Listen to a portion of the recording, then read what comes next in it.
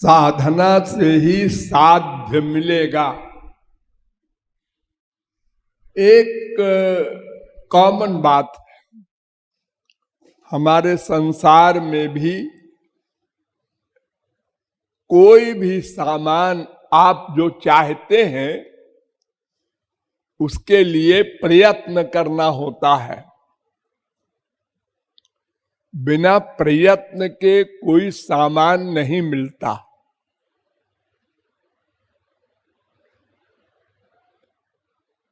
आप जो आंख से पलक भांजते हैं, आप कहेंगे इसमें हम प्रयत्न नहीं करते। करते हैं। आप सांस लेते हैं बार बार, आप कहेंगे हम इसमें प्रयत्न नहीं करते। करते हैं। लेकिन वो इतना अभ्यस्त हो गया है कि आपको लगता है कि नेचुरल हो रहा है। ऐसा नहीं है। प्रत्येक अभीष्ट पदार्थ पाने के लिए प्रयत्न करना होता है। चाहे संसारी एरिया हो, चाहे भगवान का एरिया हो। अगर संसारी एरिया में बिना प्रयत्न किए कुछ मिल जाता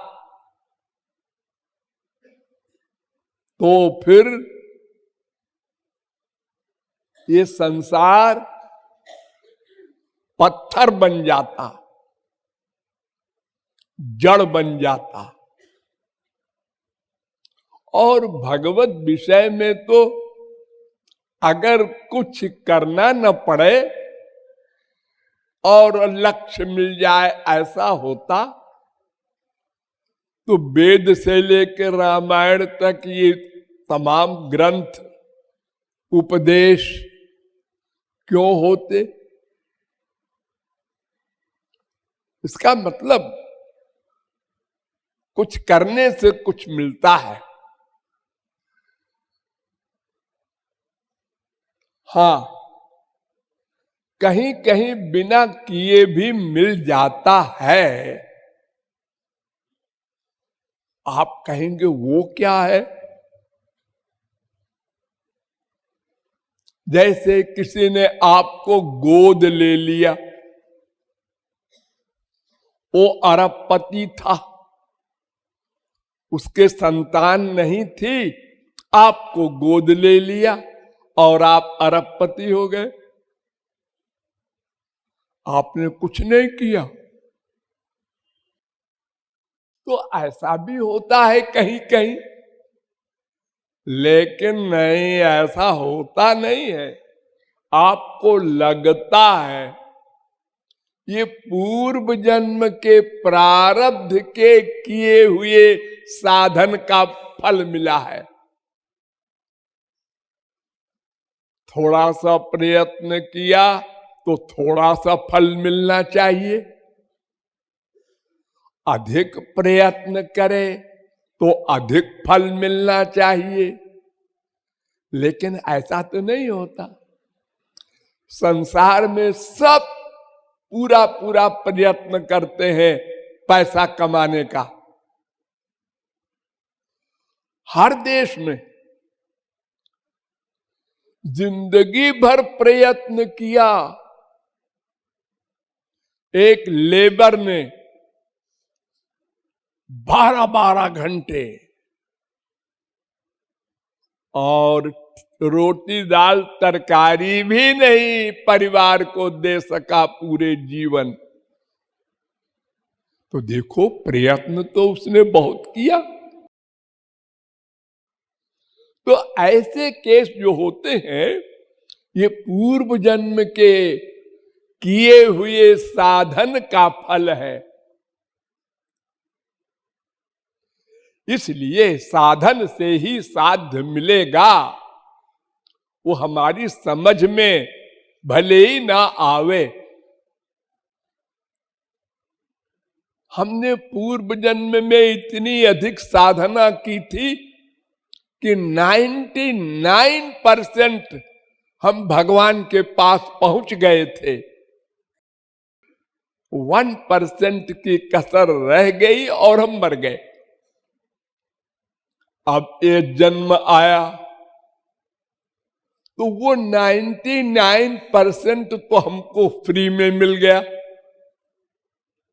प्रारब्ध है ना, वो उसको भगवान को देना पड़ेगा, हमारी कमाई है। अब 1% जो हमको कमाना था वो हमें एक महात्मा के पास गए, 10-20 दिन 10-20 महीना उसका संपर्क हुआ, वो 1% पूरा हो गया। अब दूसरा देखता है कि इसका तो हो गया काम 1 साल में, 1 महीने में, 6 महीने में हो गया ध्रुव का, और हम तो जिंदगी भर राधे राधे कर रहे हैं, हमारा क्यों नहीं हुआ? क्या बताए, आंसू नहीं आते, पत्थर है क्या है मैं। वो बेचारा बार बार फील करता है, गुस्सा करता है अपने ऊपर, मैं कितना पापात्मा हूं। नहीं नहीं, वो बहुत जन्मों में उसने कर रखा है, उसका फल मिला है उसको। साधना के बिना साध्य नहीं मिला करता, चाहे संसारी धन हो, चाहे स्पिरिचुअल प्रेम हो, हर एक में साधना कंपलसरी है।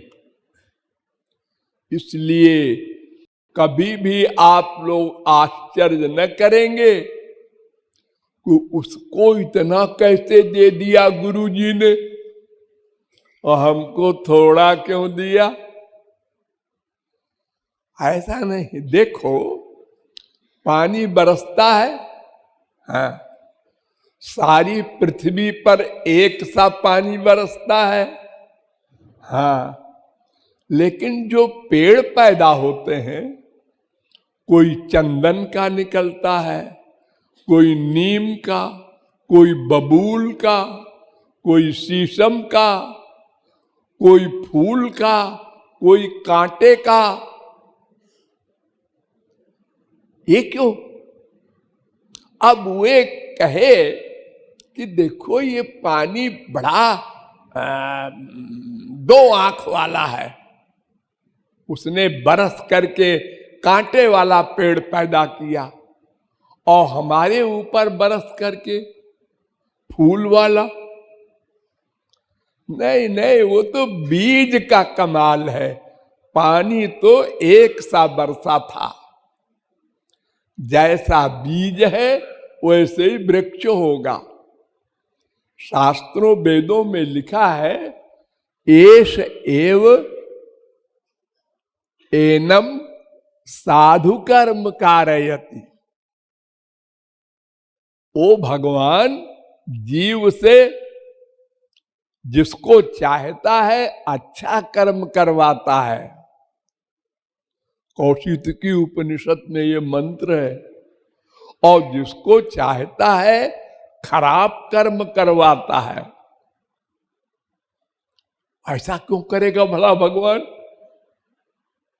अरे तो वेद कह रहा है, तो उसका अभिप्राय यही है कि भगवान कर्म करने की शक्ति देता है। बादल पानी बरसाता है, जैसा बीज है वैसे वृक्ष पैदा होता है। जिसने पूर्व जन्म में अच्छे कर्म किए थे तो उसको भी कर्म करने की शक्ति दिया भगवान ने, और जिसने बहुत पाप कर्म किए थे उसकी पाप की ही प्रवृत्ति हुई, उसको भी कर्म करने की शक्ति दिया भगवान ने। अब वो कर्म पाप का कर रहा है तो हम कहते हैं भगवान ने कराया। भगवान कराते वराते नहीं, कुछ ना दत्ते कस्यचित् पापम न चैव सुकृतम विभु। भगवान किसी से न पाप कराते हैं न पुण्य, वो तो फल देते हैं खाली। कर्म करने का अधिकार तो स्वकर्म फल भुक पुमान जीव है। इसलिए साधन के बिना साध्य नहीं मिला करता। ये पक्का नियम समझे रहिए। जहां कहीं इसके उल्टा दिखाई पड़े तो समझ लेना ये पूर्व जन्म की कमाई का फल इसको मिल गया है। रामकृष्ण परमहंस ने एक के सिर पर हाथ रखा और उसको ब्रह्मानंद का अनुभव हुआ। तो लोग कहें रामकृष्ण परमहंस के हाथ में कमाल है। तो देखो जी, उस समय भी बहुत से लोग गए होंगे रामकृष्ण परमहंस के पास। हमारे सिर पर भी हाथ धर दो ना, नहीं धरोगे 4 आदमी पकड़ के उठोगे, रखो। अरे मुझसे लोग व्यवहार करते हैं ऐसा, महाराज जी महाराज जी, हाँ हाँ ठीक है, पकड़ के मेरा हाथ जबरदस्ती करते हैं। हाँ, लेकिन वो सबके लिए नहीं हो सकता। जो सही सही लोहा होगा उसी को चुंबक खींच सकता है। जिस लोहे में मिलावट है 90%, 99%, वो लोहा टस से मस नहीं होगा। चुंबक उसी के बगल में रख दो। पापवंत कर सहज सुभाऊ, भजन मोर तेहि भाव न काऊ। यावत पापैस्तु मलिनम हृदयम तावदेव ही। जितना हृदय पाप से अधिक युक्त होगा हमारा, उतने ही भगवान और संत की ओर कम खींचेगा। और जितना हृदय निर्मल होगा जल्दी खींच जाएगा। ये पहचान है सब कोई, ये पैमाना समझ लो। तुम्हारा मन भगवान से, गुरु से कितना खींचा, बस यही तुम्हारी असलियत है हृदय की। अगर कुछ शुद्ध है कुछ खींचेगा, अधिक शुद्ध है मन अधिक खींचेगा, और अगर शुद्ध नहीं है तो आते जाते रहोगे, एक्टिंग करते रहोगे। तो इसलिए साधन से ही साध्य मिलता है, ये सिद्धांत पक्का समझे रहो। वेद शास्त्र संत पड़ोसी कुछ भी बका करे, जो भाग्य में लिखा होगा होगा, जो भगवान कराएगा होगा। जब समय आएगा तो हो जाएगा। ये काल ही कर्म ही ईश्वर ही मिथ्या दोष लगाए। जो मक्कारी करने वाले हैं वो यही कह देते हैं, काल को, कर्म को और ईश्वर को दोष लगा करके पाप किए जा रहे हैं। वही तो कराता है, मैं क्या करूं। और 2-4 चौपाई उपाई कुछ, जैसे मैंने बताया ना, ऐसे वेद वाक्य है, भ्रामयन् सर्वभूतानि यंत्रारूढ़ानि मायया। भगवान सबके हृदय में बैठकर घुमाते हैं। सबही नचावत राम गोसाई। हम क्या करें, जैसा वो नचा रहा है हम नाच रहे। पाप किए जा रहे। ये भगवान से पूछो क्यों नचा रहा है हमको।